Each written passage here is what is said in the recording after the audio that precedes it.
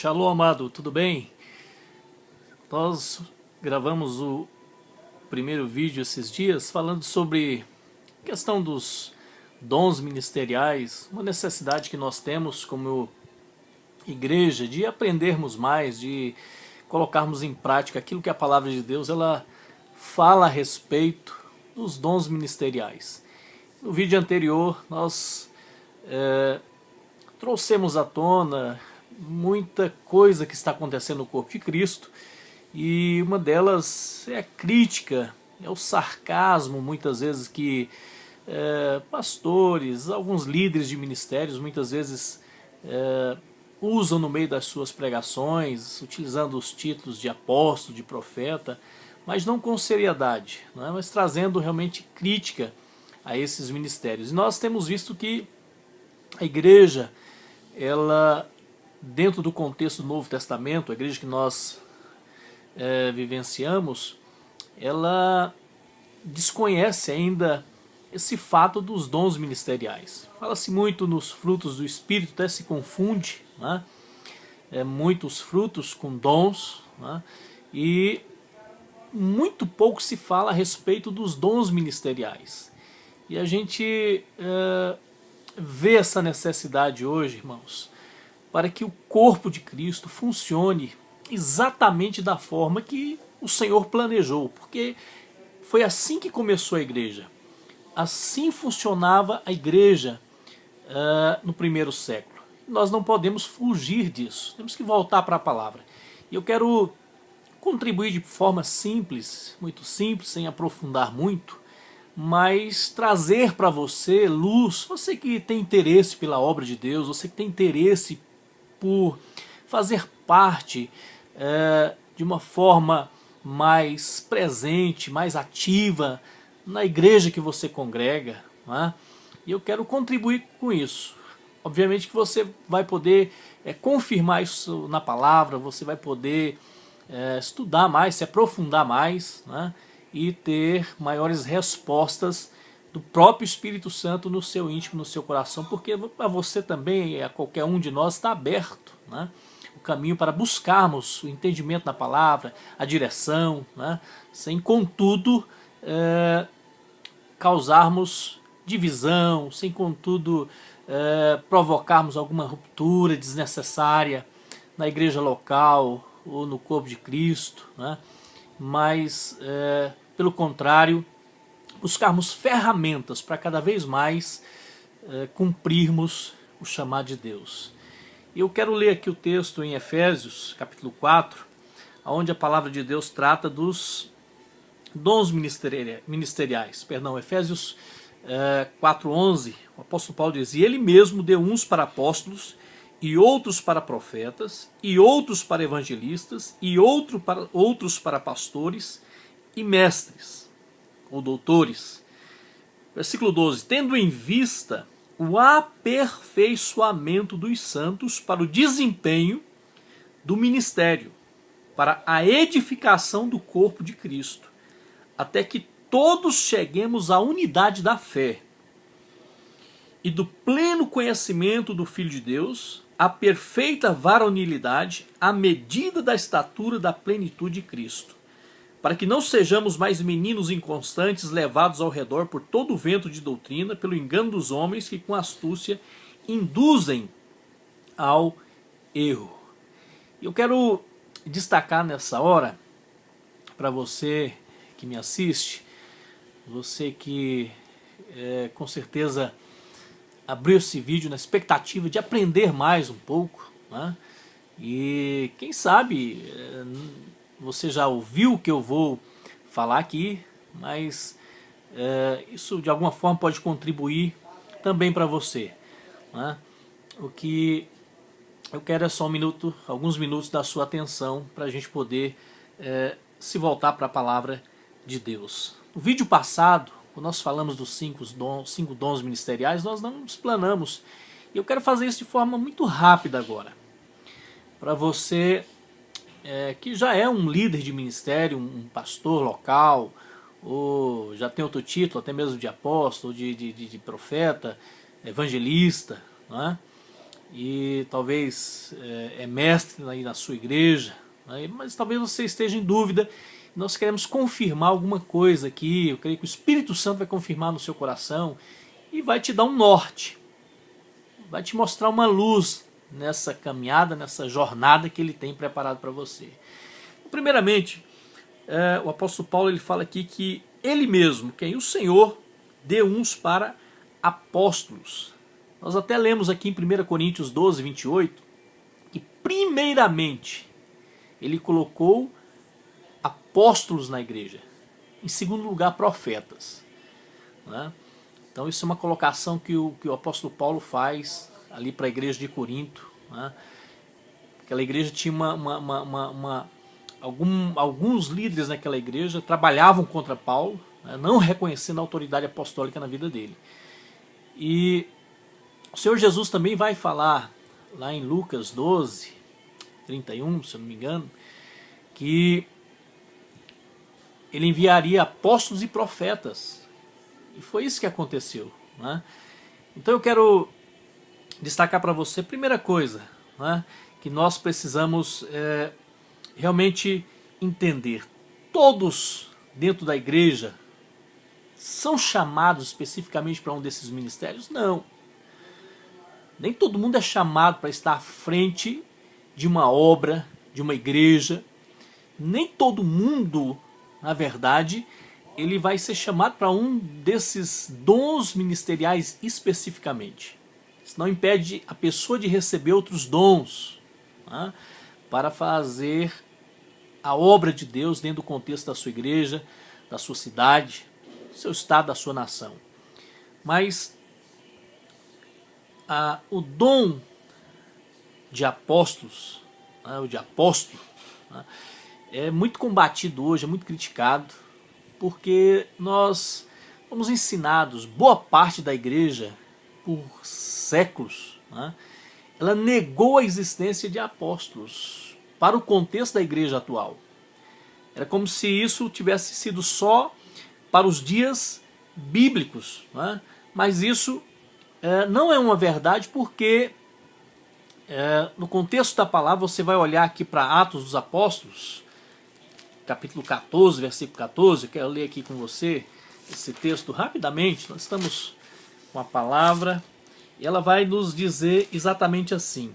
Talvez não seja assim que esteja na sua tradução, mas você pode acompanhar na sua. Porém, ouvindo isto, os apóstolos Barnabé e Paulo rasgaram suas vestes e saltaram para o meio da multidão, clamando: Senhores, por que fazer essas coisas? Nós também somos homens, como vós, sujeitos às mesmas paixões, e vos anunciamos que vos convertais dessas vaidades ao Deus vivo, que fez o céu e a terra, o mar e tudo que neles há. Mas a ênfase aqui é o versículo 14, porque o escritor de Atos dos Apóstolos trata Barnabé como um dos apóstolos. Então já descarta aqui que não existiram outros apóstolos além dos 12, que primeiramente foram chamados por Jesus. Interessante isso, nós descobrirmos isso na palavra. Ainda em Romanos capítulo 16, aqui no versículo 7, você vai poder observar Romanos 16, 7, o que diz a palavra de Deus com relação ao apostolado de algumas pessoas que não faziam parte ali da equipe de 12, né, que o Senhor Jesus levantou primeiro. E diz aqui a palavra de Deus: saudai a Andrônico e a Júnia, meus parentes e companheiros de prisão, os quais são bem conceituados entre os apóstolos e estavam em Cristo antes de mim. Paulo faz uma alusão a essas duas pessoas, né, que a Bíblia chama de Andrônico e Júnias, e que eram reconhecidos ali pelos apóstolos, eram reconhecidos como apóstolos, né, pessoas de influência na igreja naqueles dias. Então veja bem, Silas também era reconhecido como apóstolo. Os apóstolos ali naqueles dias andava com Paulo e tinha esse reconhecimento também por parte da igreja. Então qual é a função do apóstolo? A palavra apóstolo ela tem o significado daquele que é enviado. Então essa é a tradução da palavra apóstolo. Então o apóstolo ele é aquele que se coloca à disposição da igreja. Em um sentido muito simples, você é membro da sua igreja, você sente o chamado ministerial e dentro do contexto da sua igreja, aí o seu líder, ele quer expandir, ele quer crescer. Então o que vai acontecer? Ele vai procurar pessoas no ministério que tenham essa disposição de sair, de serem enviadas, de irem para outra cidade, abrir uma nova frente de trabalho, de irem conquistando outros lugares, dentro do seu estado, dentro da sua nação e dentro e fora do seu país, até dentro das nações. Então os missionários hoje que estão fora são verdadeiros apóstolos, porque são enviados pela igreja local. Né? As pessoas têm a mania de chamar de missionário, mas na verdade são apóstolos, porque são pessoas que se desprendem. Né? E esse homem, essa mulher, esse casal apostólico, ou aquele homem solteiro, né, que é enviado muitas vezes, ele vai abrir uma nova frente de trabalho e ele vai organizar aquilo ali, mas ele não vai ficar firme ali. Então ele vai buscar outros lugares. Isso é o que a unção apostólica faz na vida de uma pessoa.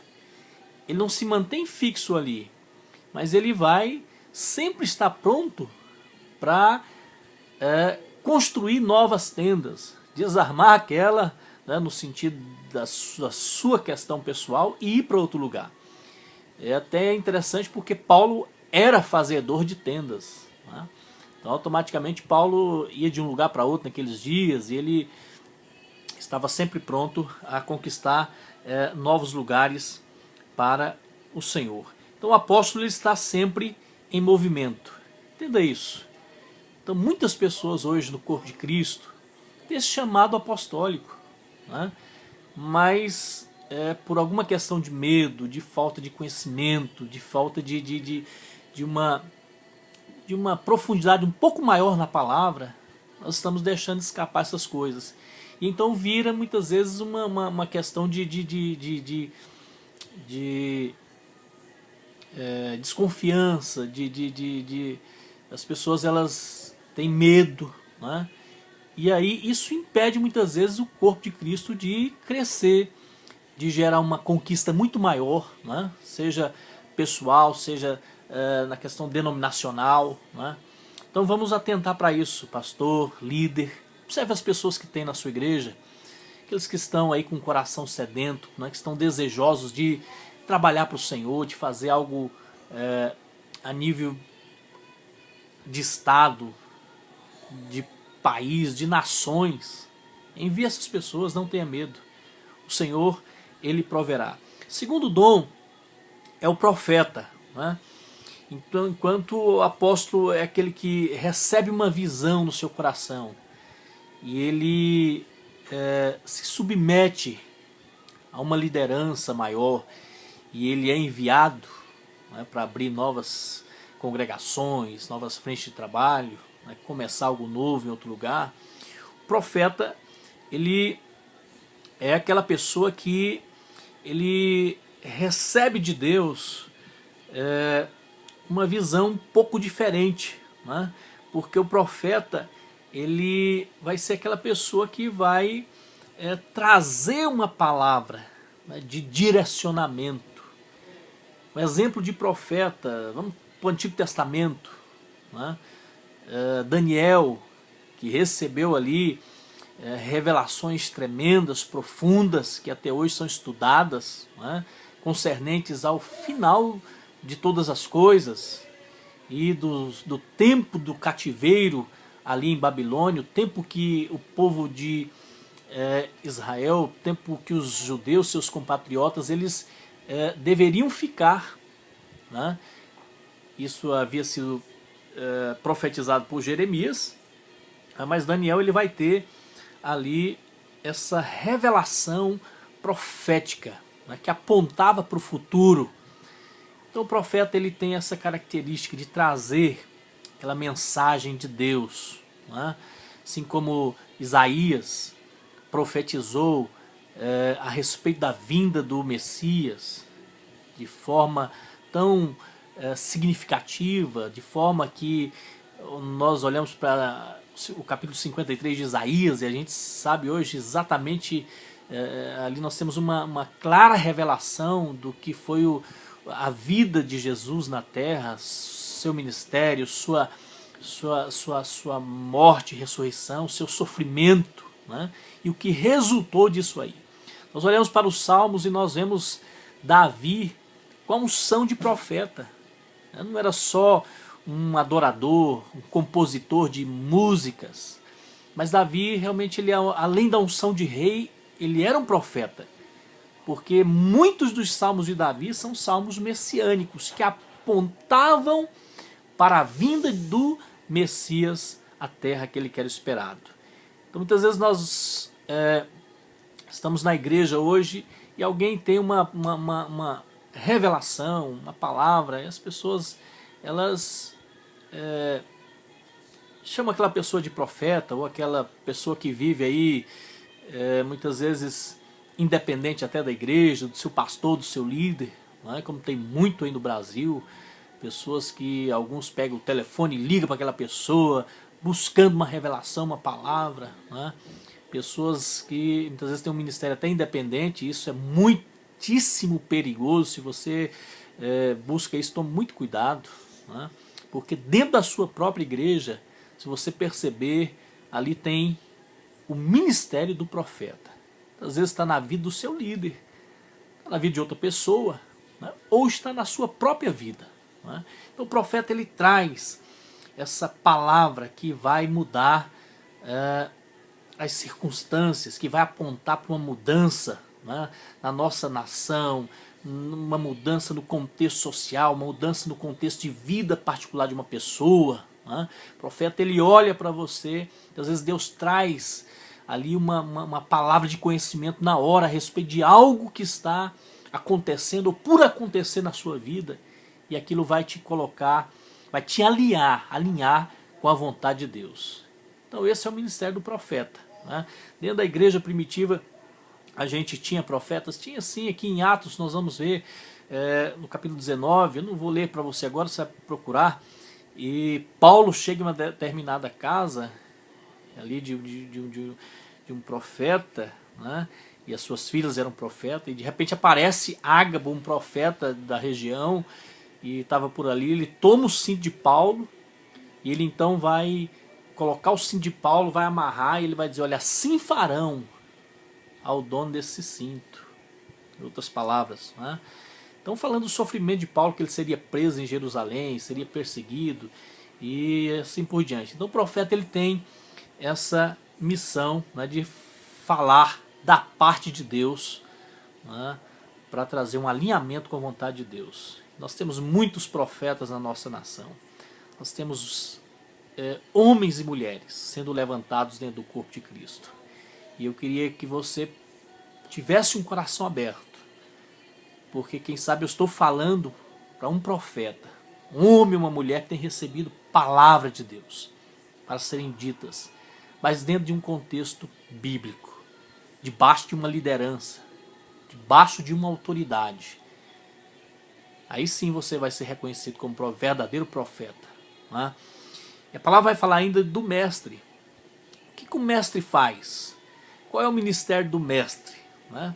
Enquanto o apóstolo ele tem essa visão de sair, de percorrer, de conquistar novos limites, né? De transpor aí barreiras para levar o evangelho, o profeta trazendo a palavra revelada, né? O mestre ele vai ser aquela pessoa que tem a capacidade, né, de descortinar coisas ocultas na palavra. É a pessoa que ama o estudo da palavra. Nós temos um exemplo no Novo Testamento, em Atos 18, ali de uma pessoa chamada Apolo, que tinha o dom de mestre. E a palavra diz que ele era homem culto e tinha grande conhecimento das Escrituras, né? Foi instruído no caminho do Senhor e com grande fervor falava e ensinava com exatidão acerca de Jesus. Atos 18. Era uma pessoa apaixonada ali pela palavra. Quando Paulo se refere a Apolo, lá em 1 Coríntios, escrevendo aquela igreja, ele diz que plantou e Apolo regou. Então o apóstolo, ele planta ali um ministério, ele começa, né? E naquele lugar o Espírito Santo vai levantar mestres, pessoas que vão edificar, né? Vão fazer com que aquele grupo, aquela igreja, aqueles irmãos, eles cresçam solidificados na palavra, se torne de fato uma igreja madura, que é o que nós estamos aí necessitando nesses dias. Uma igreja madura, uma igreja que sabe se comportar diante de perseguição, diante de sofrimento, diante de crises, né? Uma igreja que não se abala. Então o mestre, ele vem para trazer essa carga, né? Que não é uma carga ruim, mas vem para trazer essa base, na verdade, para o corpo de Cristo. E nós precisamos disso. E, quarto lugar, nós temos o pastor, né? Eu até brinco com algumas pessoas que Jesus nunca enviou pastor, porque consagrou pastores, né? Ele diz: eu sou o bom pastor. Então ser chamado de pastor, meu irmão, é algo muito sério, porque você tem que estar no nível de Jesus. Você está no nível dele, né? Mas então por que na igreja nós temos aí 99% das pessoas, elas são consagradas ao ministério pastoral por outros, né? Falta de conhecimento. Então Jesus é o bom pastor, e como pastor você vai ter que estar no nível dele, né? É impossível? Não, porque ele diz que seríamos capazes de fazer obras iguais às que ele fez e até maiores, né? Mas tome muito cuidado, né? Mas qual que é a função, na verdade, do pastor, né? Pastor é aquela pessoa que ele tem disposição, tem coração para chegar num lugar e plantar ali e fincar suas raízes. O pastor não sai fácil de um lugar. Ele foi levantado para ficar ali. E ali ele vai tratar as pessoas, carregar, encorajar essas pessoas, ter paciência, né? Levantar uma vida de oração por elas, né? É um encargo muito lindo dentro da palavra de Deus, do contexto dos ministérios, né? Mas é preciso ressaltar que não existem só pastores, né? Mas o pastor, ele é aquela pessoa que tem realmente essa marca, né? De permanecer ali, de trabalhar, de organizar, né? Juntamente com outros que têm outros dons ministeriais. Então, se você é pastor, meu irmão, se você está aí num lugar, fica quietinho aí, né? E vai fazer seu trabalho. Fica criticando outros, como eu disse no vídeo anterior. Não fica criticando outros ministérios, não. Não fica criticando o apóstolo, o profeta. Não fica criticando o evangelista, né, que vamos chegar lá daqui a pouco. Não fica criticando o mestre, não. Pelo contrário, seja humilde. Se você é pastor, titular aí na sua igreja, observe se tem esses outros ministérios. Não tenha medo de deixar eles trabalharem, né? Se eles passarem um pouco do ponto, você que tem um pouco mais de maturidade como pastor, tem como você trazer para perto, você orientá-los, você guiá-los, quem sabe abençoá-los para algo maior no futuro dessa pessoa. Para que não haja briga, para que não haja desentendimento, para que o corpo de Cristo não seja envergonhado, né? E tantas pessoas possam estar como estão hoje, confusas, sem saber para onde ir, para que igreja ir, né? Muitas vezes decepcionadas, saíram debaixo de um cajado, foram com o outro, não deu certo, não era a hora, não era o tempo, né? Então espera. Às vezes as pessoas dizem assim, e eu já ouvi muito isso: Deus tem pressa, Deus tem pressa. Como que Deus tem pressa, meu irmão? Se Deus é o dono do tempo, o tempo pertence a Ele. Se lá na cruz Jesus gritou, está consumado. Tudo está feito, tudo está preparado. Como é que Deus tem pressa? E a palavra diz que Ele descansou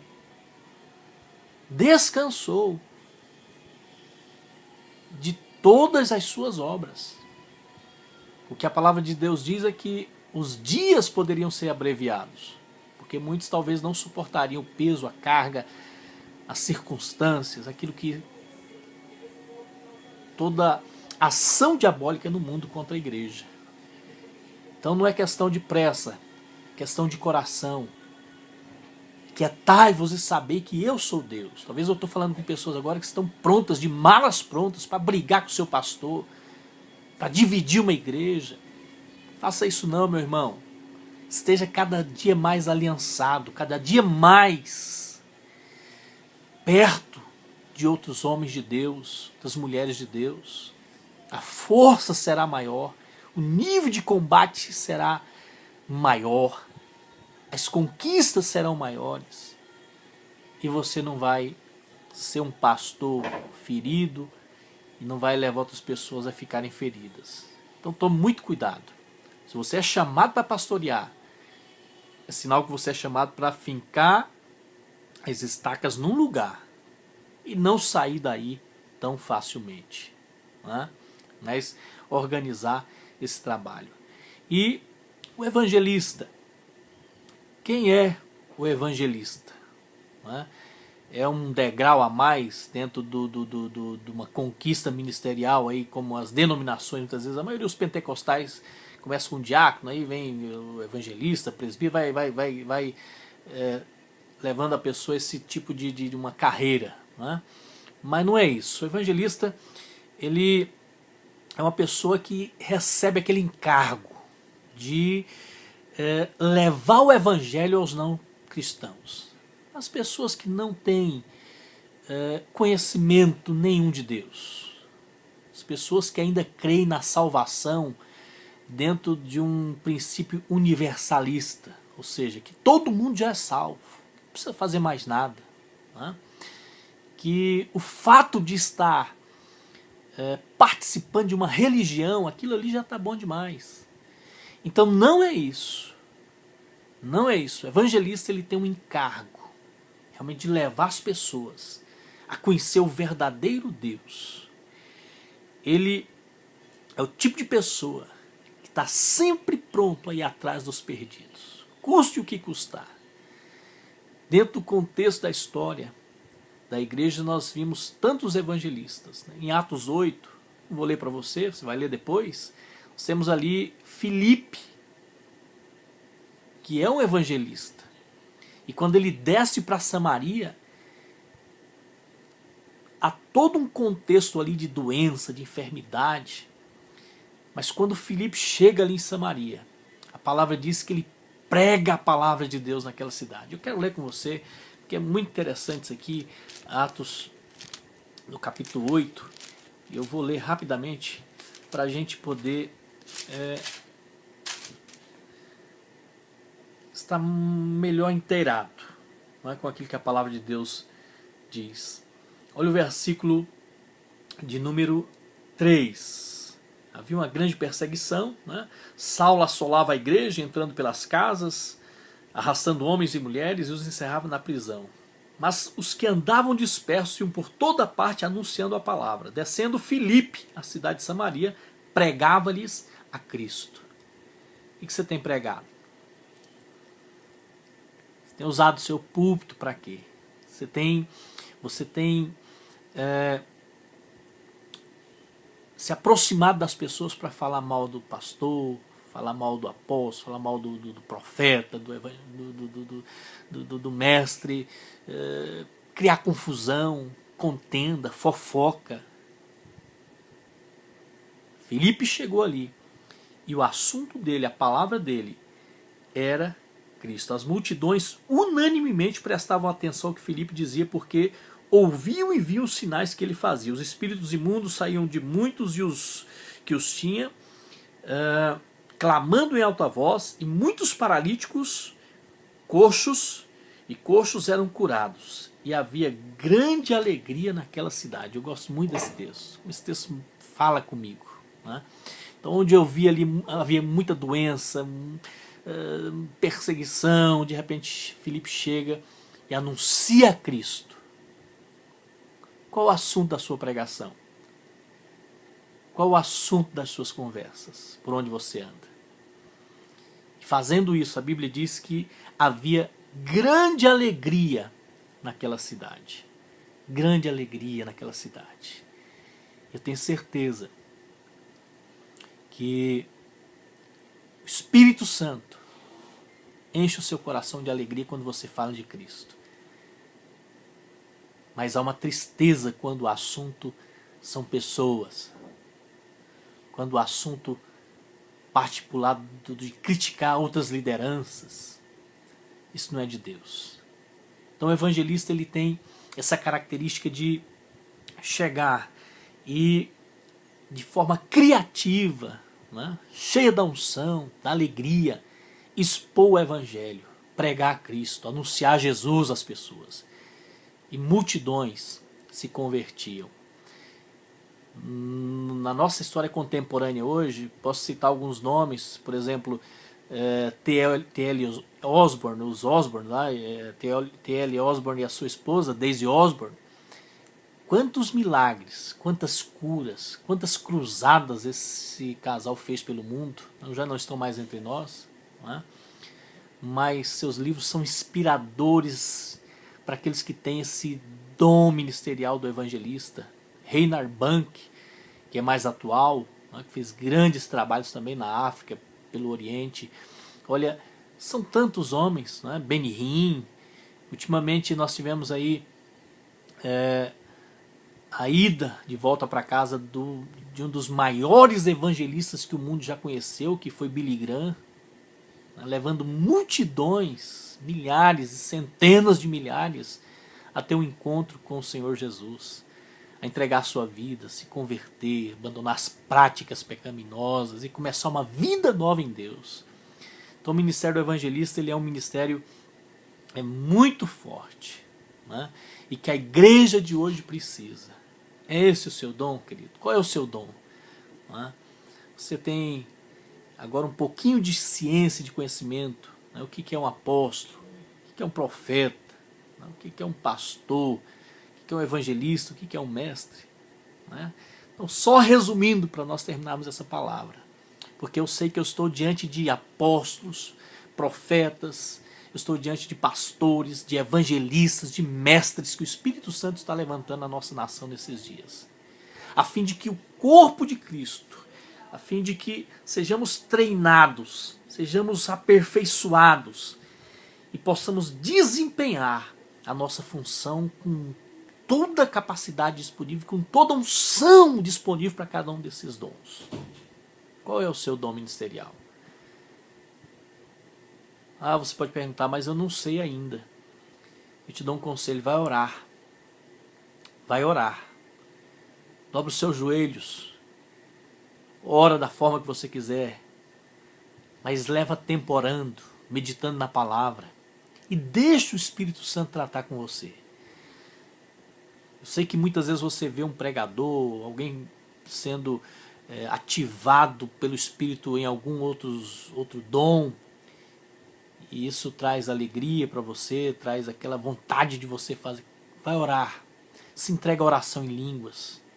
Quanto mais você orar em línguas, hora após hora, mais o Espírito Santo, ele vai ter como trabalhar e descortinar coisas novas dentro do seu coração, no seu espírito.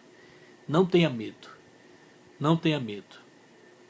Eu sei que Deus está fazendo isso nesses últimos dias, a fim de que o corpo de Cristo, a fim de que a sua igreja, ela possa ser realmente edificada. E para que todos nós cheguemos à unidade do pleno conhecimento de Cristo, a perfeita varonilidade, ou seja, uma maturidade cada dia maior, uma igreja madura. Muitas vezes eu já tive a oportunidade de ministrar a palavra em lugares, pessoas que eu não conhecia, e Deus trazer a palavra de conhecimento e chamar o nome de uma pessoa que eu nem conhecia, não sabia nem que existia, ali no meio daquele grupo de pessoas. O Espírito Santo falar ao meu coração, chama fulano. E aí a palavra de conhecimento que vinha era: ore por tal enfermidade, para que seja curado. Eu tive algumas experiências nesse nível já. Experiência de ouvir o Espírito Santo. Quando uma pessoa estava manifestando um suposto dom, e o Espírito Santo fala comigo: repreende que não sou eu. E eu, fazendo isso em fé, em obediência, e impondo a mão sobre aquela pessoa, a pessoa manifestar um espírito ali que não era o Espírito de Deus, e ser liberta. Então eu queria que você nessa hora entrasse mais profundo em Deus. Deus tem coisas grandes, tremendas, profundas, que não estão na superfície, estão um pouco mais embaixo, para aqueles que cavam, para aqueles que amam sua palavra. E talvez esteja falando agora com pessoas que estejam até desanimadas, afastadas, perdidas dentro da própria igreja, porque alguém mostrou um caminho para você e fechou você ali. Quem sabe você está se sentindo oprimido, oprimida, mas não reaja por vingança, nem por desânimo, nem por qualquer outra coisa. Vá para Deus, vá para a oração e descansa o seu espírito, a sua alma no Senhor, porque na hora certa, no tempo certo, Ele vai te promover. Você não precisa ficar correndo atrás de homem nenhum,